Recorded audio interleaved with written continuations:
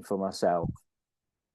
And Fred Bakewell was absolutely one of those characters. The story originally obviously was brought to light by David Frith, who was then editor and had set up Wisden Cricket Monthly, and had gone in search of Fred Bakewell. As we know, he liked to interview and track down old players, and on his list was Fred Bakewell. But no one could find him. He disappeared into the wilderness. And David Frith's search started around 1975, and he finally found him in the early 1980s. And Fred agreed and consented to an interview with David, and where we'd finally ended up in St Albans. So that the basis of the interview formed an article that David wrote called Lost Genius, and he told Fred's story, the tragic accident in 1936 that ended his career when he was 27. And thankfully, David not only taped that interview, but he kept that tape.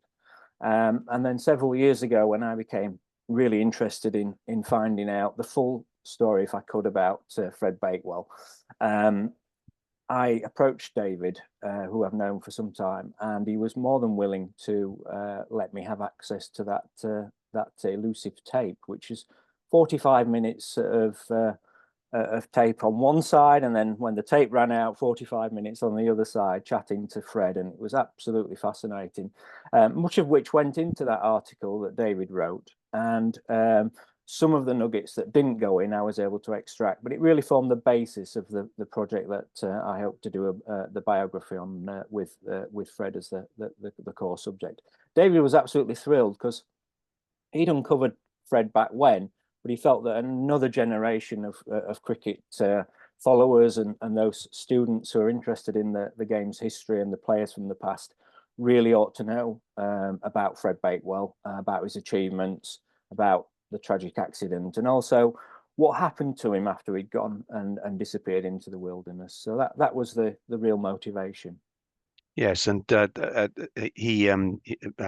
Bakewell died in the early 80s. David Frith just got to him in time, didn't he, really? And so, yeah, absolutely. Apart from David Frith's interviews, I think you did some very impressive detective work and eventually tracked down one of his sons, I think.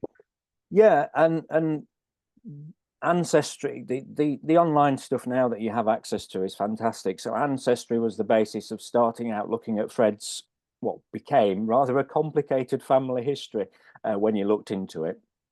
And I was able to, David had given me a letter that Fred's son had sent to him back in just after he'd passed away. If you remember, David Frith did a couple of videos called the Benson and Hedges Golden Greats. So he did batsmen and he did bowlers, and he was fanatical about finding lost film and tape and doing shows around that. And Fred, there was a very brief glimpse of Fred on there batting at the crease, and John, his son, was keen to get his hands on a copy. So he'd sent a letter to David, which amazingly David had kept, and it had John's address on there. Now that was, 30 years ago or more. But by doing some research on Ancestry, I was able to uncover him and some online research, and actually made touch base with him via Ancestry and said, "Look, this is who I am. This is what I'm doing." And he was absolutely great about speaking to me. He knew about Fred's troubles, obviously, and Fred as a character and what he got up to, but he was more than willing to talk to me and share anything he could, which was fantastic, because what he was able to do, having been born in 1946, 10 years on from his father's tragic accident, was fill me in on exactly what happened to Fred in those wilderness years, and the jobs he had, the pubs he ran, what became of him, how he found himself at a very low ebb by 1970, and we'll probably discuss that in due course.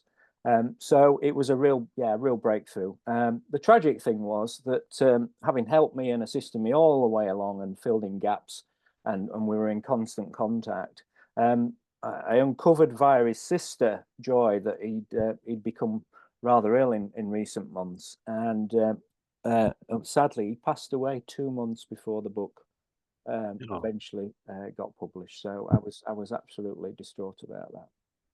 yeah, I can imagine. Yeah, So let's go on to Fred Bakewell's upbringing. yeah. It wasn't easy for him, and I'm intrigued to hear about how on earth he ended up becoming a professional cricketer, given the challenges that he faced. Yeah, yeah. Well, he's one of seven children to Charles Bakewell and Margaret. They hailed from. He was born in Walsall. The family hailed from there. His father was a leather worker in a trade that was obviously synonymous with Walsall. Um, they moved during World War One down to Oxford and settled there. Now, when World War One finished, his father didn't serve in World War One, only a few months just towards the actual very end of it. But sometime after the First World War, Fred's father just decided he'd had enough and walked out on the family and went to live with another lady with whom subsequently he had three children. He never um, he was never divorced. He just went to live with this lady, and the family pretty much Fred's family broke up. And I think I make the case in the book that Fred's waywardness and the fact that he got himself into some trouble, and indeed his younger brother Dennis, who was equally in bother, may have come from the loss of the father figure and maybe some discipline in the household. I don't know that for certain, but that's my thinking. So Fred found himself in 1923 in a bit of trouble. He'd committed a series of thefts. And as a young lad back then, he was sent to effectively what was a borstal school. So he was sent to Tiffield Reformatory School for Boys in Northampton, hence the Northampton Association began there. And his spell there lasted from 1923 until 1927. But during that time, it actually was the making of Fred. He got himself in trouble. He clearly was in hot water, but he actually turned himself around with the help of the headmaster and the staff there. And he was very good at sport, very good at football, and a decent cricketer. But his first love was football. He said he was often picked in the cricket side for his fielding, which subsequently came to fruition in terms of his ability at short leg. So he played and benefited from, before he went to Tiffield, he benefited from a scheme that had been set up in Oxford by Dick Turner, who was a former journalist. And Dick Turner had a bright idea to help elementary school boys to get better access to cricket through accessing Oxford University cricket grounds with the help of varsity cricketers and coaches to help these young lads. So he and amazingly another Cowley-born player by the name of Johnny Arnold, who would go on to play for Hampshire and indeed open the batting with Fred Bakewell in their first test on their test debuts. They both benefited from that scheme, so it definitely was the turning point for Fred in terms of playing cricket. And then he blossomed at Tiffield as well on the cricket field and educationally. It was said that he captained the cricket side and indeed became head boy at the school until he left in 1927. Thereafter, he had an interest in horticulture, and he was lucky to get a place at a place called Avencroft Residential College to study the subject. Now, I don't know how he afforded that because the fees were significant. Now, whether Tiffield helped him out, they definitely showed continued interest in all their boys. When you look at the Tiffield School archives that still exist and are available in Northampton archives, there is a page or two or more for every pupil. They were given a number, and after they left school, the school kept contact with them, or the boys wrote letters to say how they were doing. And there's various correspondence from Fred to say he'd settled in at the school, he was having to make his own bed, he was playing football, he'd been ill, etc., etc. And they followed him right through until he actually made his Test debut. So a real proud moment for Fred and for the school, really. So that was a really beneficial time, despite the fact that he got himself into trouble. He came out of that on the other side. So he had one brief winter at Avencroft.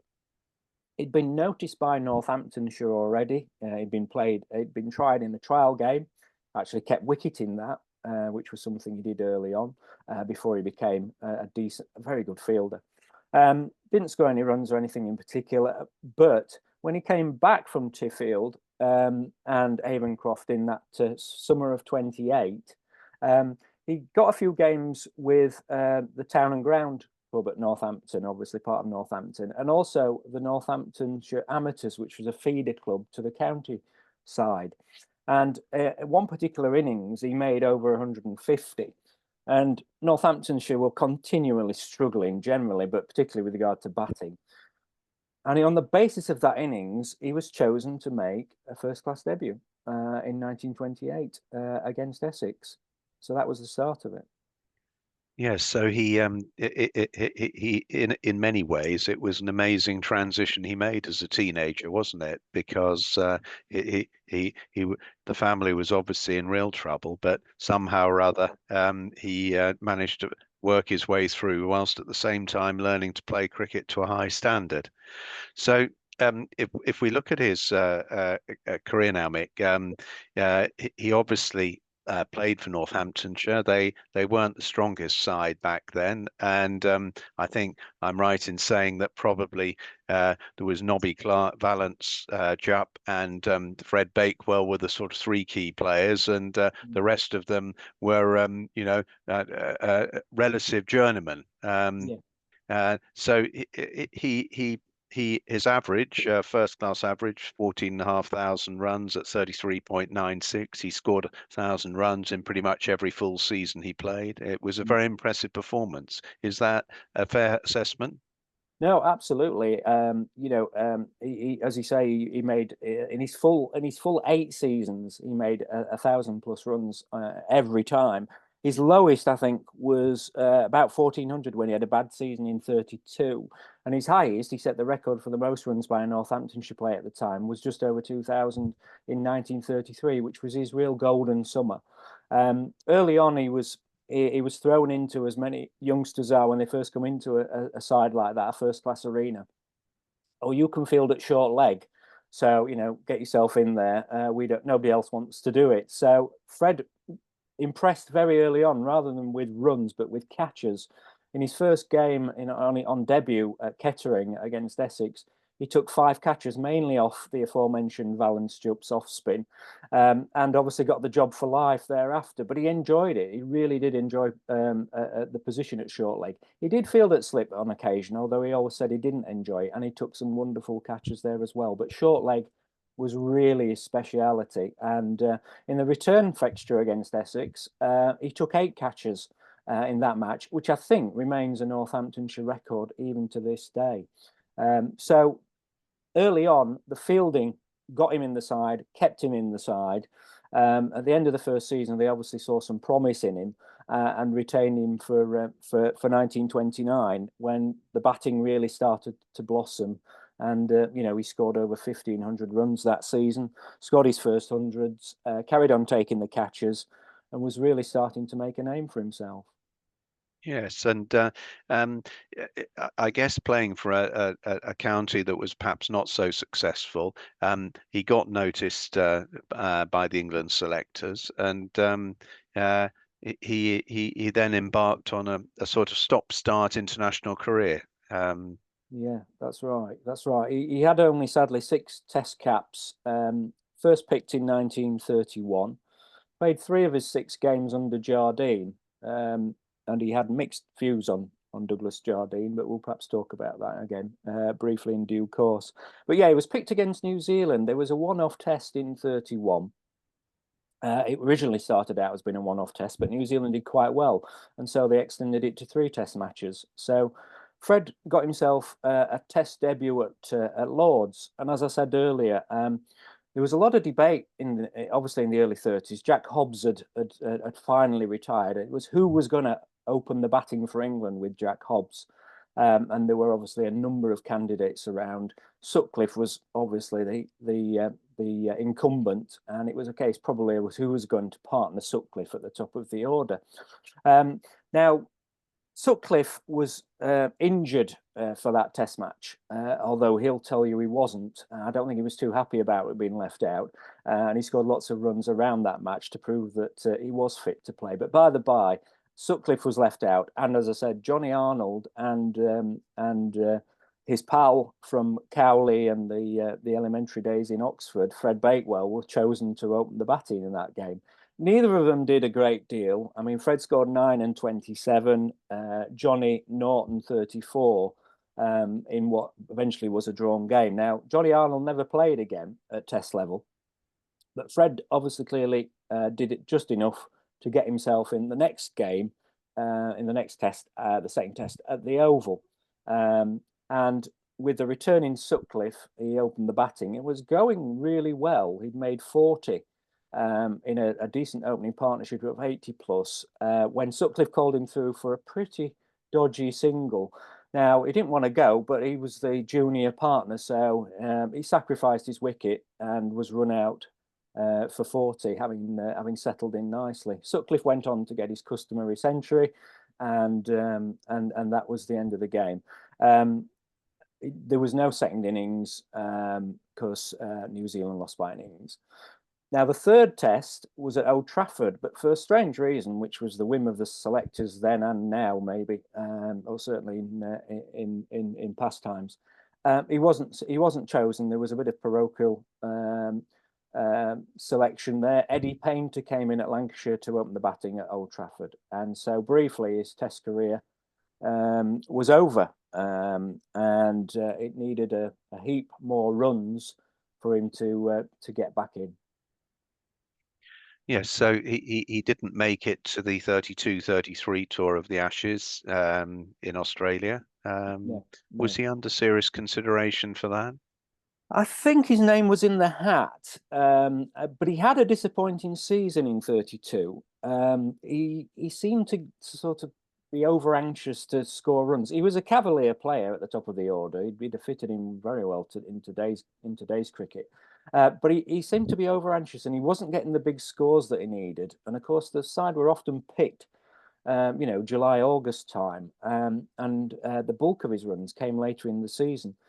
He thought he was in contention. He seriously thought that he was more in contention, to be honest, for the 36-37 tour under Gubby Allen. But he still was disappointed not to have made that boat trip to Australia in 32-3. And I argue in the book that I think he would have done quite well in Australia, and several other pundits made that same argument.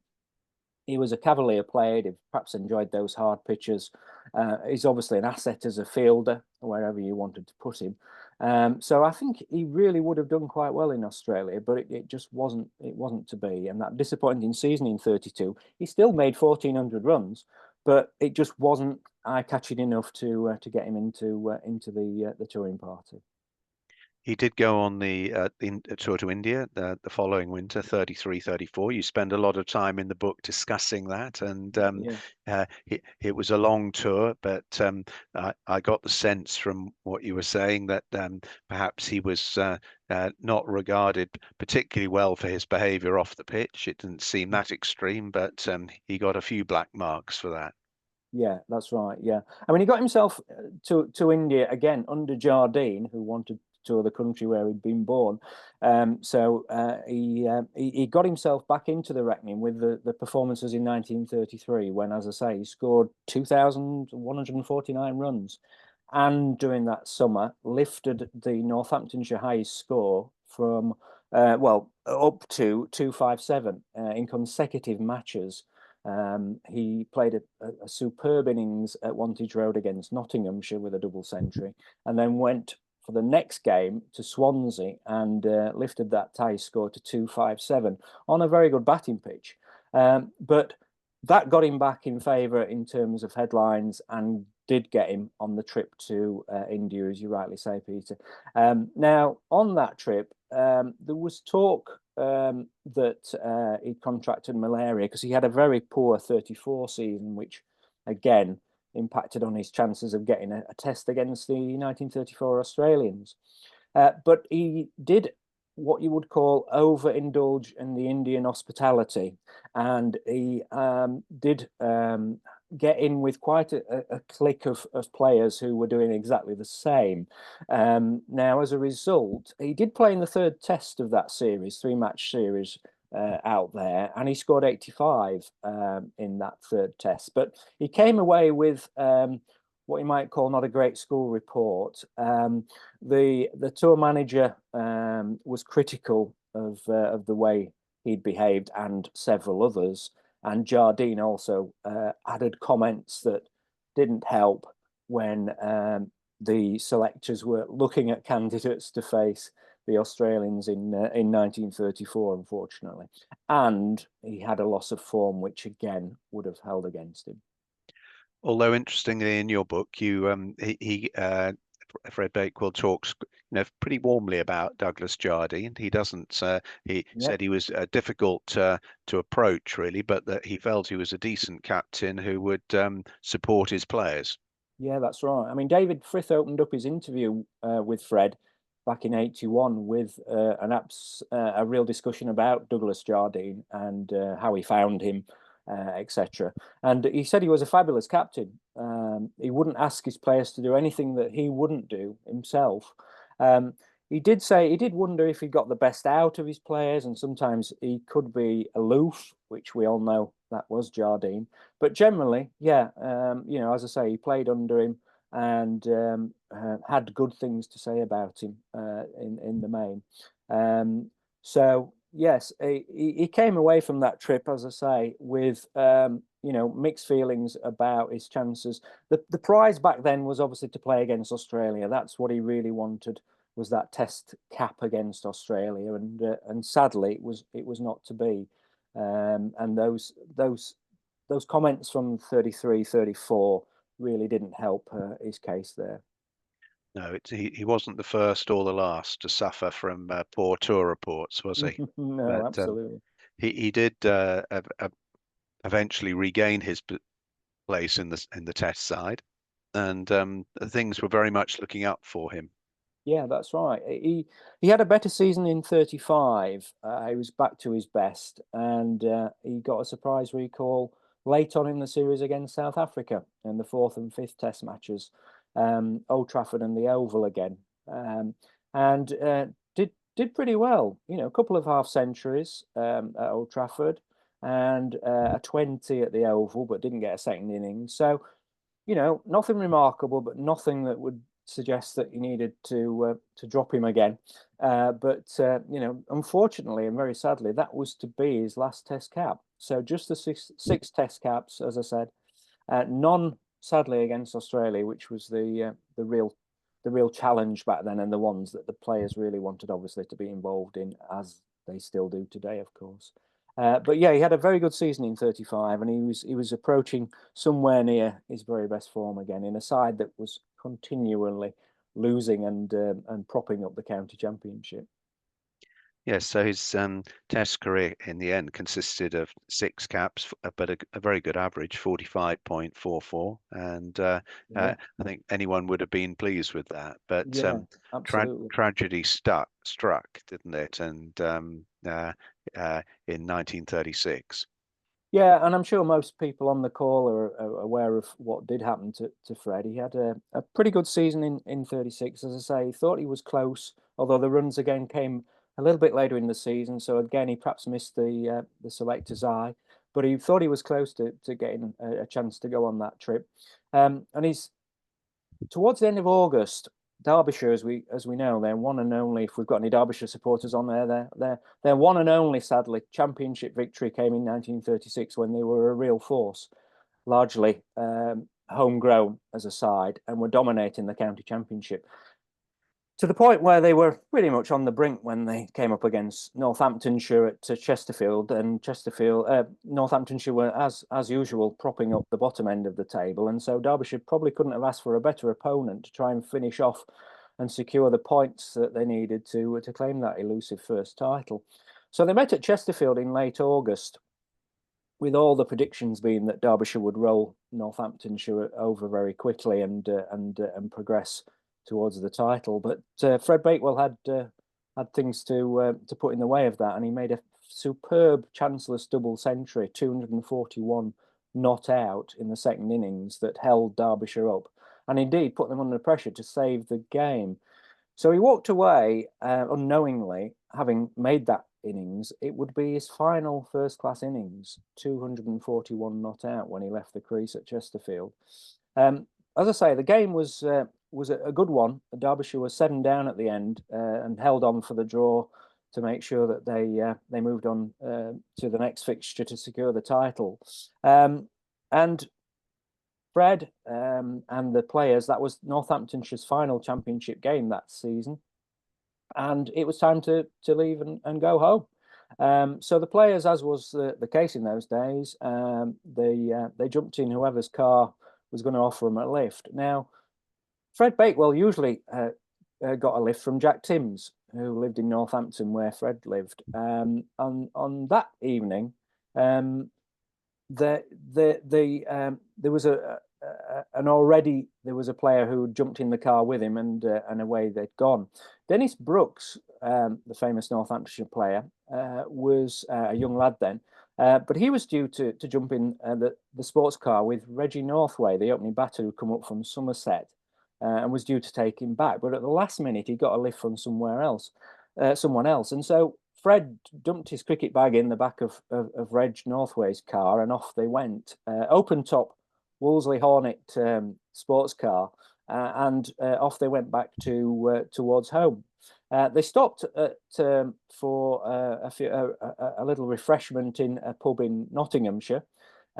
Fred swore that Reg, who was driving, because Fred never drove, showed no inclination, his son said, to ever drive, but he got himself in some terrible messes with automobiles. Fred said that Reg had half a pint of beer and he only drunk half of that. Fred had several drinks, and then the party went on their way. They stopped again in Leicester to call in at Jack Timms's. The two cars, Jack Timms was in front and Reg was following them. They stopped at Jack Timms's niece and had some supper. So it was about 11 o'clock when they finally set off for home for the final leg. And between Market Harbour and Leicester was a place called Kibworth, where they in fact play Leicester play cricket at Kibworth. And there was a notorious bad stretch of road there called Brookbridge, and there'd been a number of notorious accidents there. Just the year before, a South African boxer called Ben Ford had crashed his car there and ended up in hospital. Now, Fred said, follow Jack Timms, he knows the roads. It's a windy night, I'm going to get my head down in the sports car and I'm going to have a bit of a sleep. So that's what he did.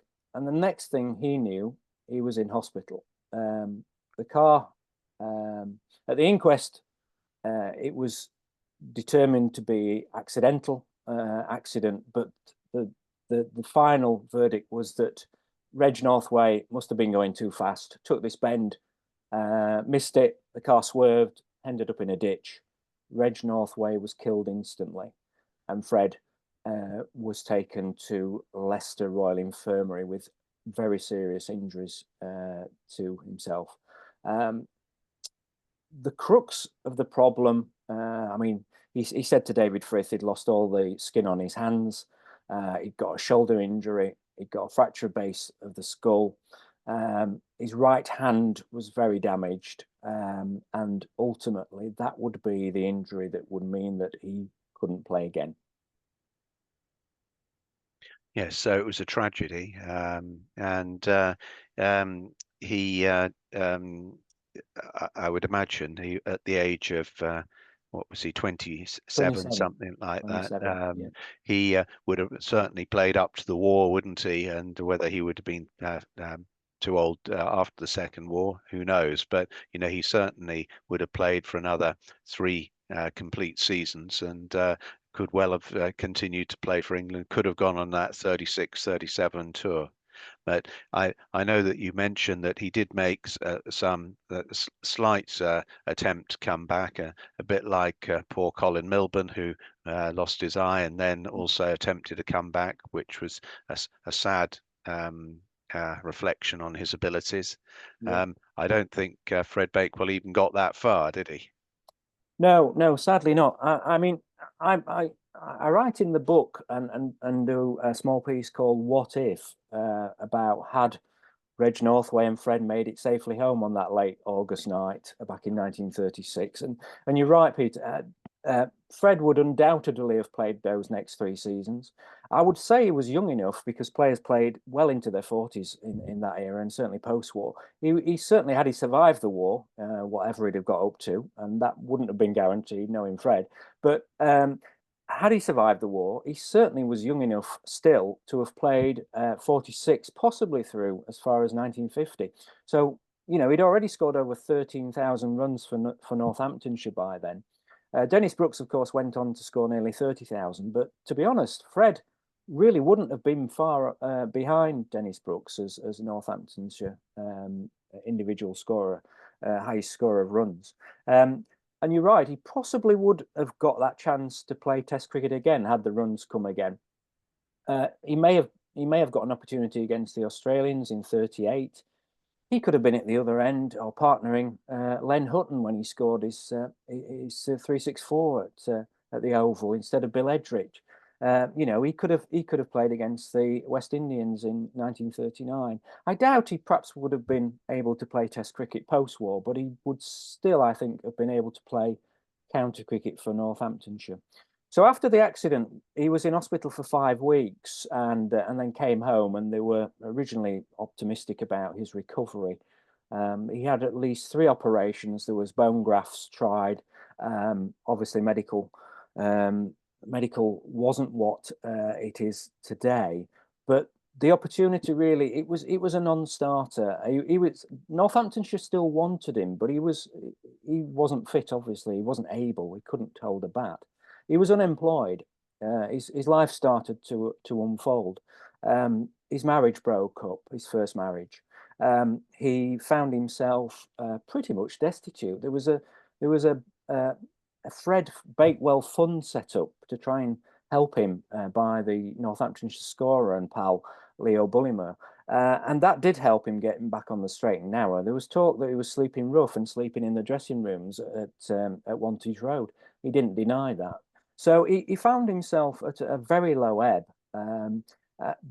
But towards just before the war, he made an ill-fated attempt at a comeback. He took the plaster off his arm against medical advice and bought some new gear, strapped on the pads at Wantage Road. There was a bit of a fuss. And for some reason, Northamptonshire decided to select him for a second 11 fixture against Leicester the following week on the basis of very little and him strapping the pads back on. Now, Fred really in his heart knew that he was never going to play cricket seriously, professionally again. And he just didn't turn up for that fixture. There were mixed messages after and counterclaims that he'd said he was going to play, then he didn't play, and he said, "I'm not giving up." And then ultimately, the war started, and that was the end of the opportunity anyway. He played a little bit of village cricket, and he did play 1 or 2 games after the war.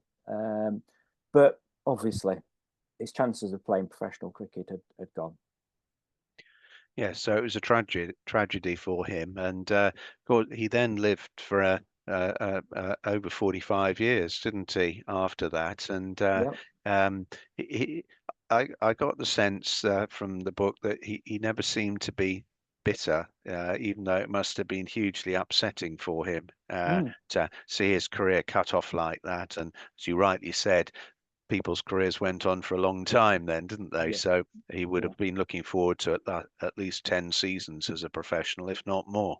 Yeah, that's right. I mean, as we say, 27 when that accident happened, and he wasn't bitter. That really came over. David Frith was astounded by how he said, just one of those things, he says on the tape. It just had, you know, you just got to move on. And he could have been so bitter and really could have, you know, been faced with the worst of situations, in that, you know, he was at the peak of his professional sporting career, and it was ended so abruptly. But, you know, this sums Fred up. He got home and he said, I was more worried after the accident. I was more worried about the bottle of sherry that was in my cricket bag in the boot. But thankfully, it had survived. I'd wrapped it in 2 cricket jumpers, and when I got home, I drank it when I got back from hospital. So that's his attitude. He was move on to the next thing, and there was a fair bit of that in his post cricketing days. Obviously, the war started. He became an air raid warden in Peterborough, where he was now living. He'd married again soon after he'd got divorced. Read into that what you will, but he married again in 1940, and Esther Flood, who was his second wife, they had 2 children together. Joy in 1943, and then son John, who we've mentioned in detail, in 1946. In 1943, the second occurrence of his history of stealing things came into play, with a fairly despicable theft of money out of cricketers' wallets in a cricket pavilion in 1943, for which he was caught and duly placed on charge. He also admitted to the theft of some diamond ring cutters from the engineering company he was working at. I don't know why. Did he need the money? Was it the thrill of it, the risk of getting caught? I don't know. These are the instances for which he was caught and punished, and there is one other that I'll mention in 1970.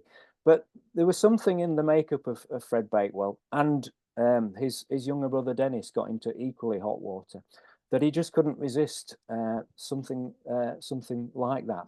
So after the war, he found himself again looking for work. He decided to become a publican. He enjoyed a drink, so he became a publican and took on 2 pubs, one in Wisbeach and then one at Falmey, a very old pub. And for a while that seemed to go okay, but it was hard work. He'd got a young family. He enjoyed the product that he sold too much, and he was abysmal with financial matters. He really was. He was completely, pre-war, he'd not paid income tax because he thought the Inland Revenue were a club that you could say no to. I'm not bothered about joining, thanks. And he was taken to court for that. So his incompetence with money got him into trouble time and again. But after the pub didn't work out, the family moved to Cambridge, in a small village called Melbourne, without an E, and there they resided for some years, and life seemed to settle down. He had a number of jobs, but family life was quite settled, and things were going okay. But then more tragedy struck in 1965. His wife became ill and sadly passed away. And literally 2 months later, he was coming back from Cambridge with a pal. They'd been to court, nothing to do with Fred on this occasion. And the car crashed and he hit a lamppost. And you talked about the association and the links with Colin Milburn earlier, Peter, and that's another one. Fred lost an eye in that crash. Again, not long after Colin Milburn had his accident. So yeah, tragedy seemed to stalk him when he just got to a point of a little bit of peace and quiet in his life. But he lived a long life, and did he die with a certain amount of peace of mind, do you think, or yeah, because he was a good age. He was well into his 70s, I'm guessing. Yeah, he was. Yeah, 74. His lowest ebb came in 1970. I'll mention that, and then we finish with the dark days. But in 1970, he'd been wandering around after his wife died and after the accident. Some debts came back from the pub days to haunt him, and he couldn't service them.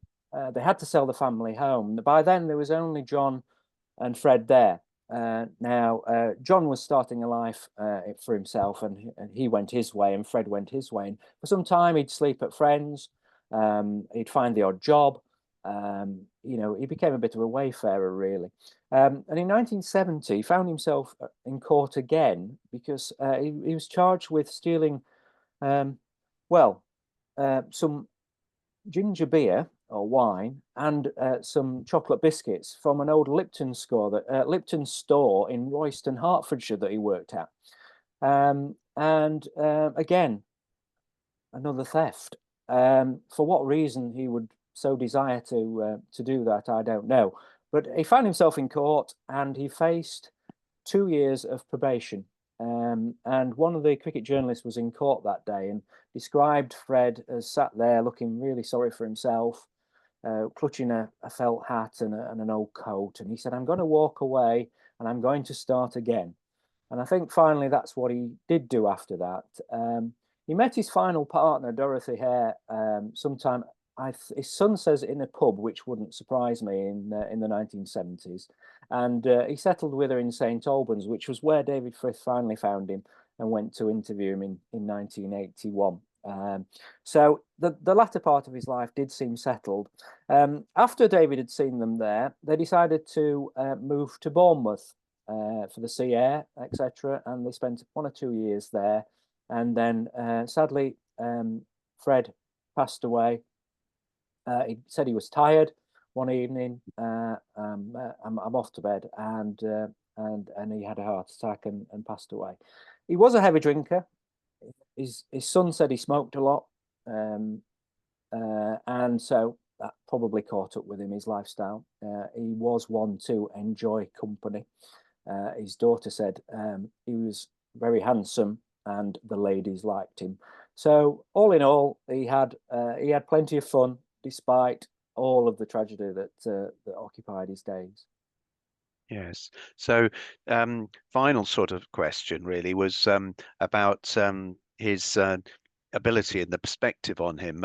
You mentioned, Neville Cardus rated him highly. R.C. Robertson Glasgow, I think I'm right in saying, compared him at some point to Don Bradman. So he was obviously well respected by the press and his colleagues. And is it fair to say that he's perhaps rather unheralded in history, given his abilities?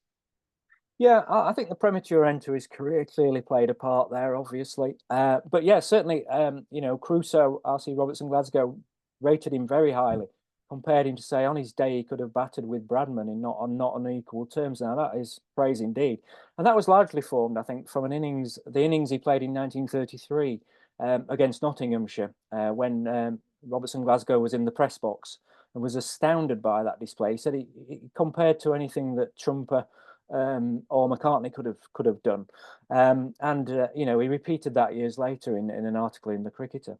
And Neville Cardus was of the same opinion. He said in the 50s when he was obviously disappointed that Fred hadn't been able to blossom, and he blamed some of that on the fact that he was in a losing side constantly, and actually said that even Bradman couldn't have prospered in the dressing room at Northamptonshire. But he compared Fred Bakewell to Trumper as well. He said, when people ask me what was Trumper like, Cardus said, like no one else. But if you want an idea, go to Northamptonshire and watch Fred Bakewell. So they obviously had a very, very high opinion of him as a cricketer. Very unorthodox, crouch stance, front on, perhaps think Chandrapal, Peter Willey. Played all the shots, and was a man out of his time, very in the mould of Colin Milburn, obviously another Northamptonshire and England Cavalier. Yeah, so he was comfortable against obviously pace, as you'd expect, opening the batting, but also very competent against medium and slow bowlers as well, of which there were no doubt a plethora. Yeah, indeed. Yeah. But, he wasn't afraid of attacking them. That was his game. He'd go after Titch Freeman or Verity. The one side, when you look at his record and his stats, and the mark back then, certainly in the 30s, was mainly not because I'm a Yorkshireman, but Yorkshire were winning the championship. They were a fine, fine side. And to get runs or wickets against Yorkshire meant a great deal. And, Jardine would ask, what has he done against Yorkshire? Now, his record against Yorkshire was very, very poor. I've got the stats. He averaged about 15 in 17 innings. So he struggled against Bowes and Berrety, clearly. He played one fantastic innings against them. He reached 96 at Harrogate and was robbed of 100. The ball was screaming to the boundary when Brian Sellers, the Yorkshire captain, flung himself and took a thrilling catch. And, you know, he was so disappointed not to get that 100. And he really wanted runs against Yorkshire because he knew that they were worth double in many ways. So, yes, he was very highly rated, and it was a real tragedy. Yes, so you've written a beautiful book. It's talks about all the things that we've run through tonight and much more. It's got a lovely set of statistics at the back, a very good index. It's a very nice book, and for anyone listening who hasn't bought it, I highly recommend it.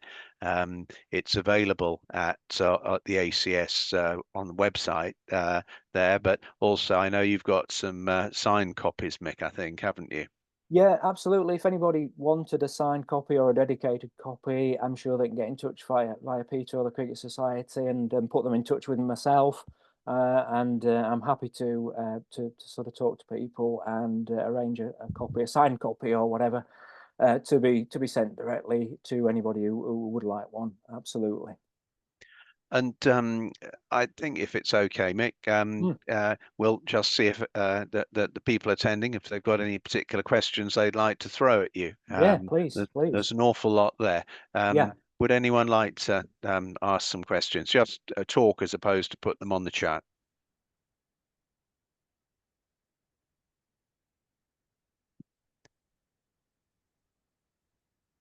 So a deadly silence. I'm sorry about that. No, I think there was an hand. I think there was an hand up. I'm not sure. Oh, Peter, if I may. Yeah, sure. Nick, thanks very much for that. It's not really questions, a few observations. Yep. They're not corrections, I hasten to add.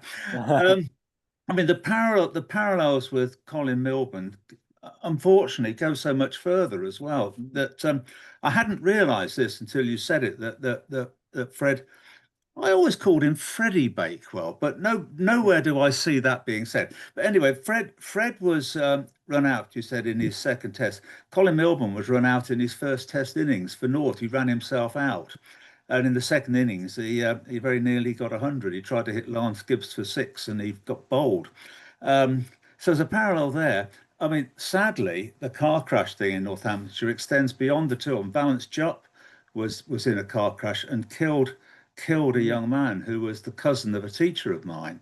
Yes, really. And he went to prison and missed 2 seasons, 34 and 35. Yes, he did. And in both the Milburn and Bakewell cases, they both come after triumphant matches for Northamptonshire, you know, holding Derbyshire and nearly beating them. And Colin Milburn's accident came after they'd just beaten the West Indies. Unfortunately, drink was very much involved there. And in his car he had George Sharp and he had Dennis Bakewell, very nearly the same name. You know, so many coincidences. And I found myself thinking as well of poor old Wayne Larkins, who died fairly recently, who was a, you know, probably as good as Freddie Bakewell. Great players, but never quite could manage it. And in the end, having a tragic existence after his cricket. There's so many parallels. But thank you very much. No, thank you for that. There's great observations, and you say that the comparisons with Milburn are absolutely startling. Yeah, they are. And he was actually referred to as Freddie. There's a letter that he wrote to the press, and he signed himself Freddie. So there are references to him as calling himself Freddie. I mean, David, that's what I thought. Yeah, David Frith didn't get why he was called Fred. Alfred. Yeah, absolutely, and that's that was the first question he asked him. Why are you known as Fred? And he said, well, it's Alfred. So that solved that one. But yeah, thanks for the question and observations. Excellent. Good. Anyone else?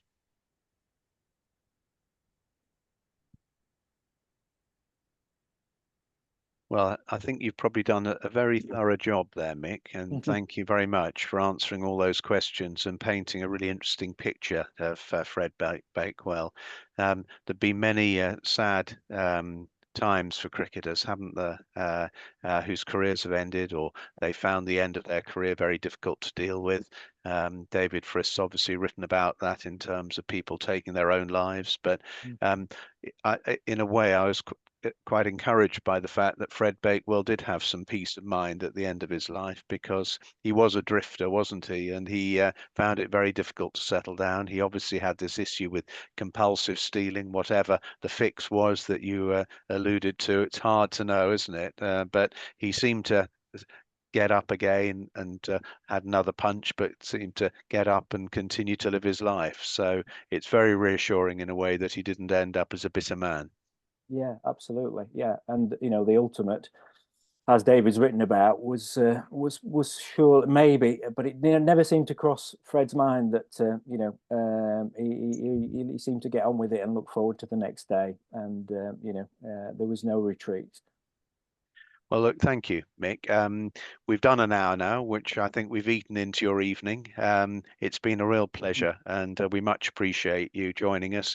The recording will go onto the Cricket Society website, as I mentioned to you before we came on air, so to speak.